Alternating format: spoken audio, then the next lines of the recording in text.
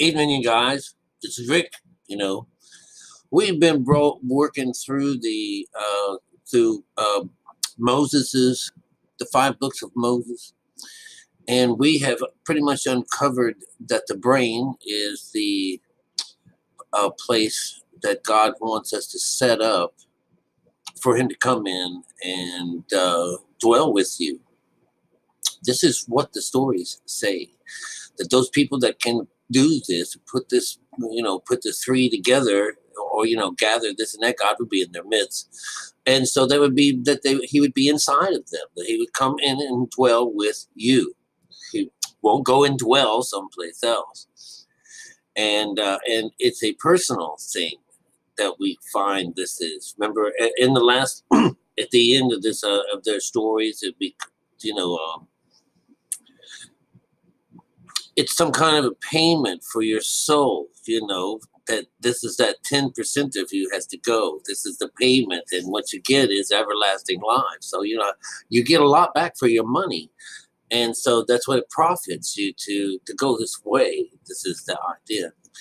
But isn't that interesting how, the story starts off with Moses being born and his mother putting him into a basket and sending him off, So he's this baby in a basket, all right, and it's all wrapped up and ready to go. So this is how the mind actually starts its journey, is by going inside yourself and become the idea of the virgin mind is an empty mind, that empty space, that idea to hollow the spot in front of you or inside of you, and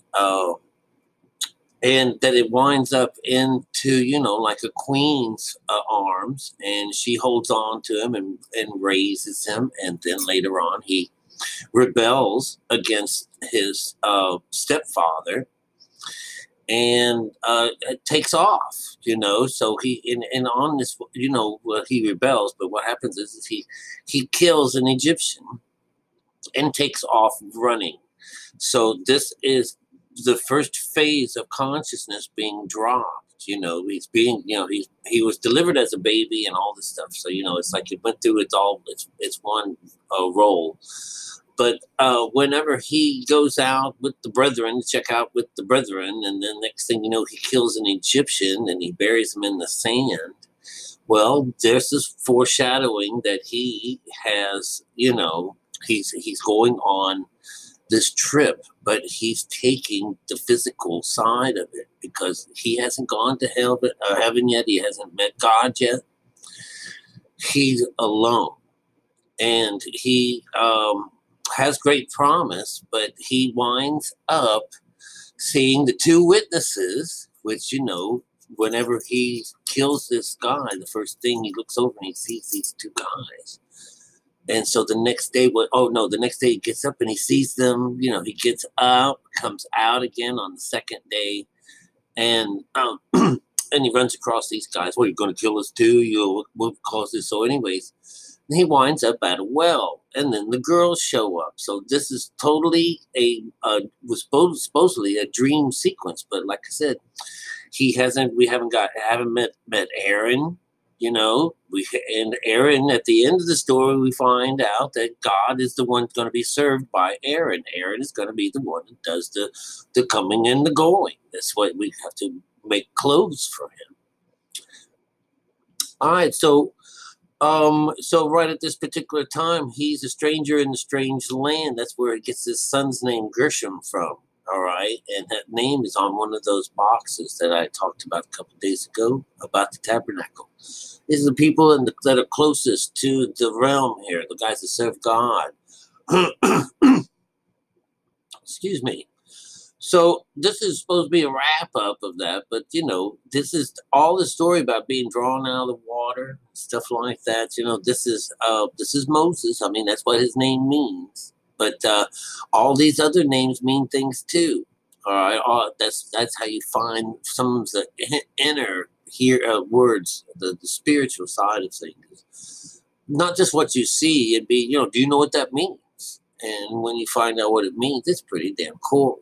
Like Zipporah, This is one of the 7 wives that, or 7 daughters of Jethro, the priest of the Midian, in the midst. He's the priest of the Midian, and he had 7 daughters, and he gave one of those daughters to Moses. And her name just happens to mean bird. And the noise is like a chirping noise of some kind. So it's beautiful. This is how you find the spirit, the spirit of the word. Okay. So in the process of this, he goes and hangs out with Jethro, and through Jethro he's a keeper of a flock and his daughters. He's all on the good side of things, so he represents this mountain, and he takes care of this flock for Jethro as he takes his flock up the backside of the mountain. So he's going through all of these things in the physical side.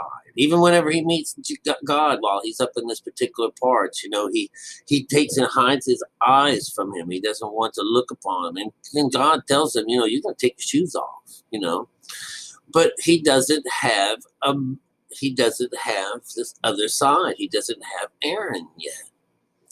So that's why he has to keep blocking his head off. So it's still Moses he's talking to, But in the whole long run, the whole thing runs is that it's really only Moses, just like with Noah. It's the only person in the people, and with Abraham and Sarah. Abraham, it's the only people that get saved. No one else. Everyone else is still in the dumps, So it's just how it goes. These people that are outsiders, these people that are of the foreign lands and stuff like that. No, they're going to get killed with everybody else, But you'll have to understand that it's not a wrath like God. It's this idea that only one person goes at a time. And even in this story, we get that. Here it took the whole outside congregation, all these Jewish people. It took all of their belongings and all of, their donations. It took the outside world's contributions into your life that becomes your works. And you don't pay for it. It comes into your life. This is the works. And that's how it is. For Moses to build his temple, which is what the whole thing is about. And when you get down to the very end of the story, he's putting this chain up, and he's putting this up, and he's setting up this curtain, and then he finally got the last thing done. Now it's his turn. And he comes and sits right beside God up there on the rock. So that's how it all ends. The people are still in bondage. You hear the rest of the stories that, didn't help his people out at all. So you'll have to understand this is not about a people coming out and being helped out. Like the Jewish people, they're not saved. They're not the people of the Bible. They're not those guys. It's those people that managed to get over to the other side. Those are his chosen ones. Those are his elect. And there aren't very many of those. All right, so I was going to make this short. It took like 4 hours to put up my last video. It's just crazy. But look, I went to the doctor today, to the skin doctor. Yes, it is some kind of cancer. Oh, certain can't heal myself. I may lose a big piece of this. I'm going to look like one of those captured kitty cats that was spaded, or neutered. I don't know which one it is, but they usually is crimp, put a big crimp in your ear. So when you see the kitty cat from far away, you say, oh, he's fixed. It's cool. Don't worry about him. But anyways, the thing is out, and I'm cooking another cake. I'm making a lemon cake today. I'm doing two at a time. A layer cake. What they call it. I used to do all this stuff when I was a kid. For me and my family, I would be the one that remembered everybody's birthdays, made something pretty and decorated stuff up, made it all really nice. Man, it was such a long time ago, it seems, But anyways, here I am back doing it. I'm back to work, doing my own little thing, painting, and I ain't doing any of that. But the idea is that, I'm doing more things than I ever did before. I'm living life. All right.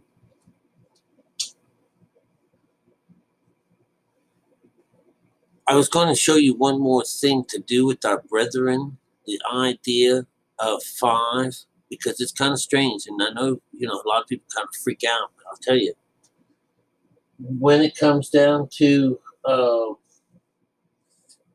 God as my judge, this is Dan, Naphtali, Gad, and Asher. Those are the 4 of the worlds that we have mentioned in this first part of Moses.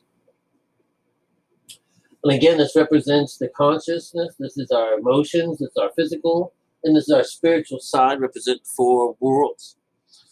And what we get is we get Abraham, Isaac, and Jacob.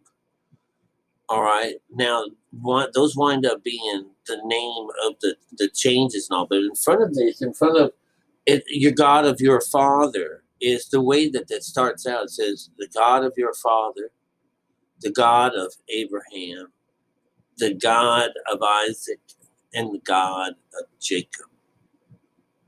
All right, that's a lot more than it's 5.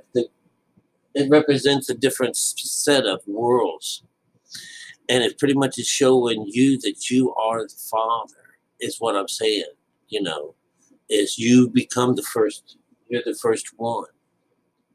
And Dan, all these things about, the son of my right arm and stuff like that, Dan is actually just the God of my judge. Naphtali is my struggle and strife, which is your, it would be your emotions and stuff like that. Gad is fortune and luck. We are,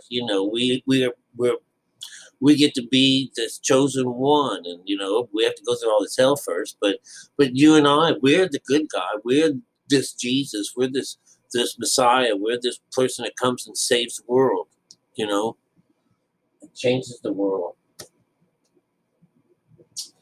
And this is very interesting too, because what God says is He's going to. I want to show you this land that I want to give you. All right, and this is the interesting idea because this is representing the chakra system. And so what you get out of the chakra system is he gets this. He gets the Canaanites, the Hittites, the Amorites, the Perizzites, we got the Hivites, and we got the Jebusites. Well, they all mean something, and it goes from top to bottom. There's only 6 of them, so 6 is representing the works. All right? So, and this is what it is. This is what it represents. Jebusites trodden underfoot. We just learned this in Daniel. How long have we got to trod God's word underfoot? All right? That's down here. That's the root. The Hivites is the tent dweller. Tent and camp. What are we talking about? Is camps. That's what they're making, is tents and camps. And the tent, the idea is that when you pitch a tent, is that you are going to talk to God. You're creating this tabernacle in the space between you and God. Is what you're doing. The Perizzites is the stomach. It's a rural person. I don't know what that means, but I think that would mean someone that's maybe just sits at home, I don't know, or a lone person, but it's rural.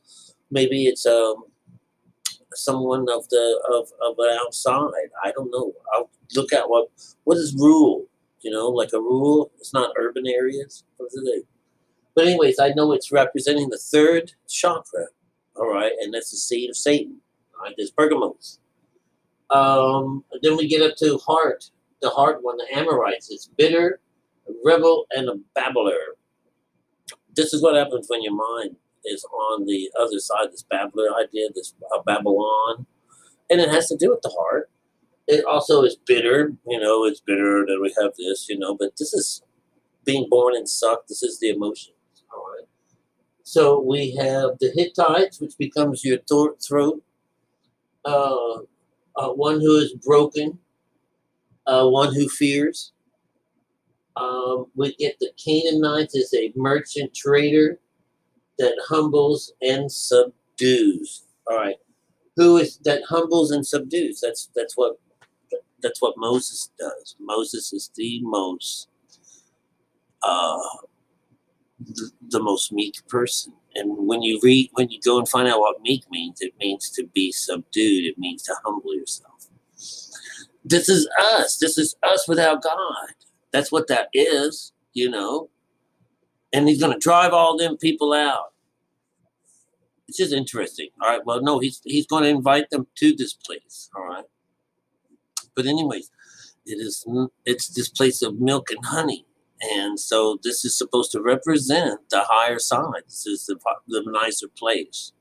So he invites all these people over, and the only people that get to go is Moses. All right. Just wanted to make sure that you knew that, and that this was a short bus to Moses. He just happened to be in the right place at the right time. Met up with a wonderful gal, and her father on his property, on a mountain on his property, did he go and meet God. And this idea of a bush that burns and doesn't. This is what happens when we hear in Daniel later on, whenever he is thrown into the lion's pit. But before that, his first two buddies or three buddies are thrown into the fire, and nothing happens. Nothing is broken on them or burnt on them, and they don't even smell like smoke. It's the same idea of this, because God will deliver, and and God speaks to us through this, and He says the only way that you can see Him is in spirit. And so, at the end of the whole thing, whenever He is actually brought into the tabernacle of God to serve God, it was after He had finished building it, after He had taken in all of everyone's things and created this thing in front of Him, this inside of Him, that He was able to meet this thing. But Moses himself was not allowed into the tabernacle, because that's our skin. He's the outside world. He's not allowed in. Only Aaron, the other ones that He summoned up to the window, those are the people that got in. I hope you saw how beautiful these stories are, all starting to make more sense now. Just absolutely. Anyways, I love you guys, and I thank you so much. I thank you for listening.